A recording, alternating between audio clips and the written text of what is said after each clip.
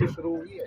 मैं सबसे पहले तो जितने भी ये मीडिया कर्मी आए मैं इनका धन्यवाद करता हूँ और आपका व्यूअर का भी मैं धन्यवाद करता हूँ और सबसे एक प्रार्थना करता हूँ कि जो भी भाई इनके चैनल को देख रहा है तो वो एक दूसरी जगह शेयर भी करे, जिससे सरकार के पास में आपकी बातें जाए, क्योंकि गोदी मीडिया तो मिलेगी नहीं। ये भाई कुछ ना कुछ अपनी मेहनत करके हमारी आवाज़ को, जो जायज़ हकों की मांग है जवानों की, वो सरकार तक पहुँचाने की कोशिश कर रहे हैं। आपका सवाल है सर कि 11 दिन होगी मांग, तो मैं ये पूछना चाहता हूँ जब 11 दिन में हम नहीं थके तो सर मीडिया वाले क्यों थक रहे? हमारा जो आंदोलन है सर वो 11 दिन के लिए नहीं है, क्योंकि एक बच्चा भी जब पढ़ता है तो 1 साल लग जाती है उसको परीक्षा उत्तीर्ण करने में। तो ये धरने भी हमारा एक इम्तिहान है कि सरकार तक हमारी बात जाए, और सरकार तक आप लोगों ने बात पहुँचाई भी है कि ये जायज़ है। कोई भी चीज़ चलती है सर वो संघर्ष थोड़ा सा लंबा है, क्योंकि ये जो 75 सालों से सरकार के अंदर जो बैठी हुई है एक बहुत पुरानी बीमारी हो गई सरकार को, क्योंकि सरकार ने ये देखा कि जो जवान है वो 28 लाख हैं, फिर वर्तमान में जवान है इनकी 5 करोड़ के करीब वोट है। तो हमारी जो वोटों का जो मालिक था वो थे रिटायर्ड ऑफिसर। आप लोगों ने देखा होगा आज तक कभी कोई राज्यपाल के पद पे कोई जवान जेसीओ देखा आपने? कोई सांसद देखा आप लोगों ने? कभी नहीं। 1-2 दिए हैं टिकट, पर जो राज्यपाल बनाते हैं तो ये हमारा एक ये हुआ है 75 सालों में, चाहे वो कोई भी सरकार रही, कि हमारी भीड़ को दिखाया गया और अपना पे पेंशन भी बढ़वाया गया और ऊपर से वो सरकारी पद भी ले गए। तो ये बहुत अलग चीज़ थी जो 75 सालों में धरना चल रहा है। ये बहुत लंबी दूरी तक जा रहा है कि आप ये मत सोचो सर हम यहाँ पे बैठे, यहाँ की एक एक खबर पूरे देश के सैनिकों के पास में जा रही है और आप लोग पूछाने वाले हो। मैं आप लोगों का फिर धन्यवाद करता हूँ। तो कैसा समर्थन मिल रहा है ऑल ओवर इंडिया से? आपसे लोग जुड़ रहे हैं?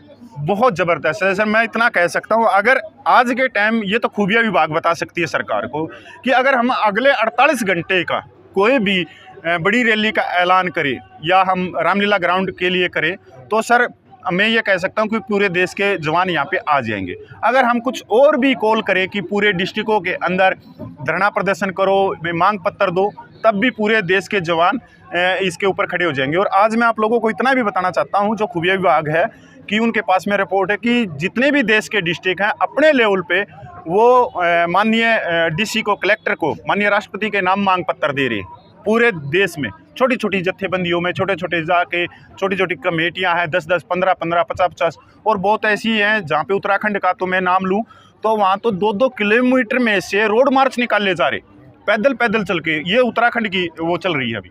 तो क्या आगे ऐसा कोई प्लान है कि रामलीला मैदान में या संसद का घेराव करने का? सर ये तो बड़े लेवल पे सर, इसकी तो देखो जो बुजुर्ग हैं सबसे सलाह मशवरा करके, क्योंकि पूरे देश की यहाँ पे जत्थेबंदी आई थी, उनसे भी सलाह मशवरा करके कुछ ना कुछ तो होगा सर। ये तो आपने पता ही कि कोई भी आदमी है, कोई आदमी जैसे बैठा रहता है तो कितने दिन बैठा रहेगा। अभी हम तो सर सेना के जवान हैं, शांतिपूर्वक है, हम संविधान को मानने वाले हैं और हम डिसिप्लिन में रहने वाले हो। देश ने हमारे को सिखाया है शांति प्रिय।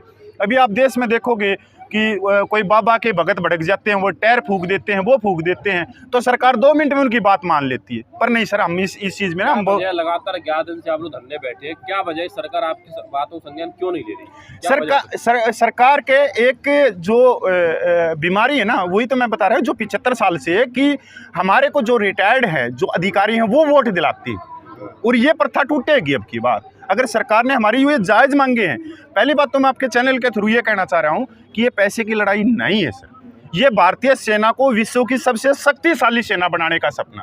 अभी बात करें कि आप देखोगे कि भाई वर्तमान सरकार बोलती है कि हमने अंग्रेज़ों के इतने कानून पीछे छोड़ दिए, हमने रद्द कर दिए। अभी ये कानून भी आप पीछे देखोगे, बटमैन सिस्टम, इसमें 1.5 से 2 लाख जवान वो जूते पॉलिश कर रहे हैं, लड़ाकू जवान है वो, उनके हाथ से हथियार छीन के उनके हाथ में जूते पॉलिश पकड़ा दिए, कुत्तों के पट्टे पकड़ा दिए गए। 1911 के कानून आज तक चल रहे हैं। जब अंग्रेज़ों के इतने अच्छे कानून हैं तो फिर सारे के सारे अंग्रेज़ों के कानून ले आओ। फिर बाबा भीमराव अंबेडकर का जो संविधान है, जो आर्टिकल 19 हमारे को बोलने की आज़ादी देता है, आर्टिकल 14 हमारे को ये कहता है कि असमानता नहीं होगी, समानता के साथ सभी को जीने का अधिकार दिया जाएगा, चाहे वो गरीब है चाहे अमीर है। आप लोगों से मैं पूछना चाहता हूँ, जो ये फुटपाथ के ऊपर ये चाय बेच रहे हैं, इसकी भी वोट है, और जो बड़े बड़े उद्योगपति है, अडानी है, अंबानी है सर, उसकी भी वोट है। उनकी दोनों की वोट में कोई वजन है कि इस जो चाय बेच रहा है इसकी वोट का वजन कम है या अडानी की वोट का वजन ज़्यादा? नहीं सर, लोकतंत्र में सबकी वोट का एक सम्मान।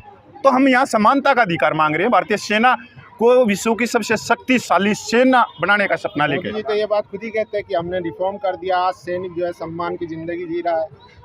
ये तो मोदी जी सर, मैं माननीय प्रधानमंत्री है सर, मैं उनका धन्यवाद करता हूं, क्योंकि आप लोग देखोगे कि वो हर साल होली दिवाली पे वो जवानों के साथ में बॉर्डर पे जाते, मुख्यमंत्री थे तब भी जाते थे। और मैंने भी 2014 में वोट किया कि पहली बार हमारे को लगा था 2014 में कि यार अब की बार कुछ चेंज होगा भारतीय सेनाओं में। मैंने 2019 में भी दिया, पर सर अभी देख लो ये 8 साल के करीब हो गया, अभी तक कोई भी चेंज नहीं हुआ। हाँ, ये मैं बात कहता हूँ कि मोदी जी ने वन रैंक वन पेंशन दी, 40 साल पुरानी दी, उसके लिए धन्यवाद। उसके अंदर उन्होंने 42,700 करोड़ रुपया दिया, पर वो गया कहाँ पैसा सर?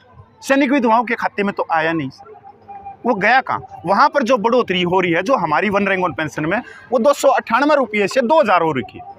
और दूसरी तरफ जो वन रैंक वन पेंशन का सेकंड रिवीजन जो 20 जनवरी को निकाला, उसके अंदर 23,000 करोड़ रुपया दिया, उसका 85% पैसा एक वर्ग को चला गया। और उसमें भी हम ये देखो कि जो वीर नारियां जिनके पति ने इस देश की रक्षा करते हुए अपने जीवन कुर्बान कर दिया देश के लिए, जो 3 या 4 साल की सर्विस में शहीद हुए हैं, उनके अकाउंट में 1 रुपया नहीं आ रहा। जो विकलांग सैनिक हैं 11-11, 12-12 साल के, जिनकी आंखें नहीं है, हाथ नहीं है, पैर नहीं है, जो चमचों के सारे बिस्तर के ऊपर हैं आज के इस समय, उनके अकाउंट में 32 रुपया है।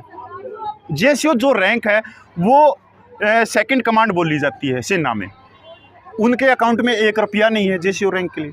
प्रीमेच्योर हैं जो कम सर्विस में, क्योंकि सेना को जवान रखना है, तो जवान रखना है तो कम सर्विस के अंदर रिटायरमेंट दी जाती है, तो हमारी प्रीमेच्योर रिटायरमेंट होती ही नहीं। हमारा तो बॉन्ड भरा जाता है 15+2, और एयरफोर्स के जो सैनिक उनका 20 साल, वो भी आउट कर दिए।